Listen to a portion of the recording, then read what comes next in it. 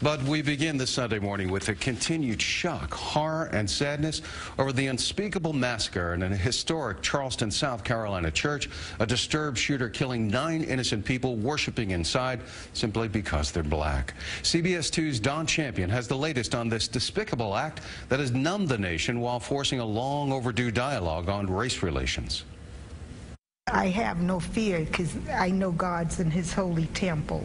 Reverend Norval Goff, now the interim pastor, helped unite those in attendance around one simple message. Love your neighbor as you love yourself. Do unto others as you would have them to do unto you. As the community begins to bury the victims, another viewing will be held at Emmanuel AME for the beloved pastor and state senator whose life was also cut short. Politicians stood alongside the grieving family, watching Clemente Pinckney's casket arrive at the State House Capitol Rotunda.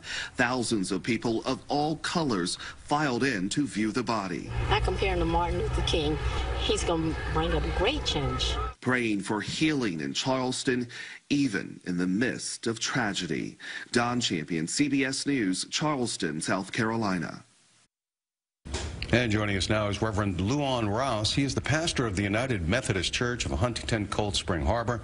Reverend Rouse, welcome to the show. I know you just returned from South Carolina, where you were there for that procession for the Reverend Pinckney, right? I was there at the state capitol. It was a time of sorrow, yet a time of communication.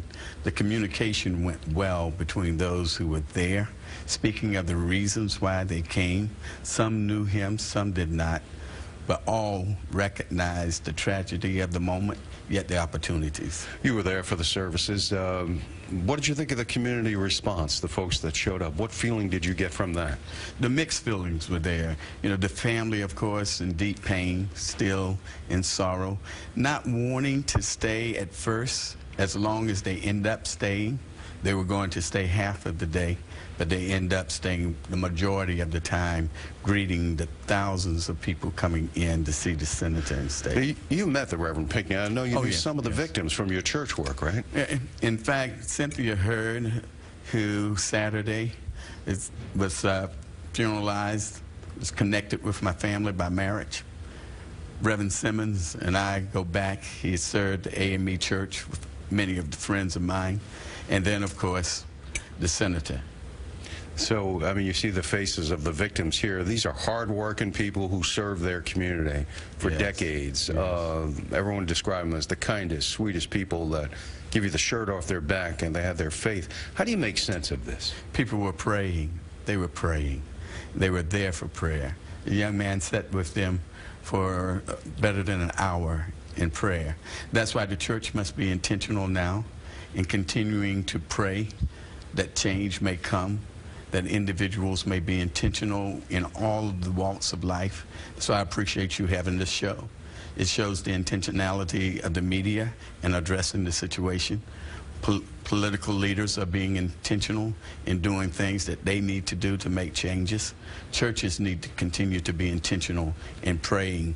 And that's why we're asking churches to take 9 weeks in a row, starting this Wednesday, praying intentionally, asking conglomerates of churches to come together to pray.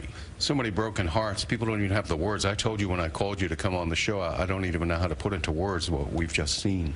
How do we lend a helping hand? One is, again, you have to be intentional about what it is that you believe and allow your beliefs to carry over into the hearts and minds of other people. This young man did what he did because he believed that someone who influenced him to believe things that were wrong, and he took wrong actions. We need to be intentional about that which we believe to be right to place into the hearts of individuals too. You see the suspect here. We're just dumbfounded as we watch the justice system move forward.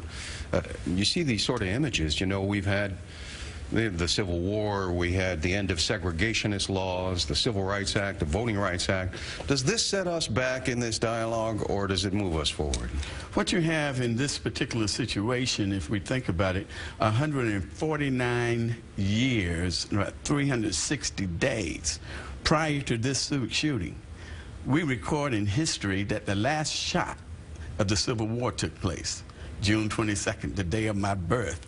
I mean, just in 1865. 150 years. You know what I'm saying? 90 years later, I was born, and I just turned 60. We're talking 150 years now that this is going on. This is way out of line. We need to do things differently. And folks look at this, a lot of folks look at it as a Southern problem.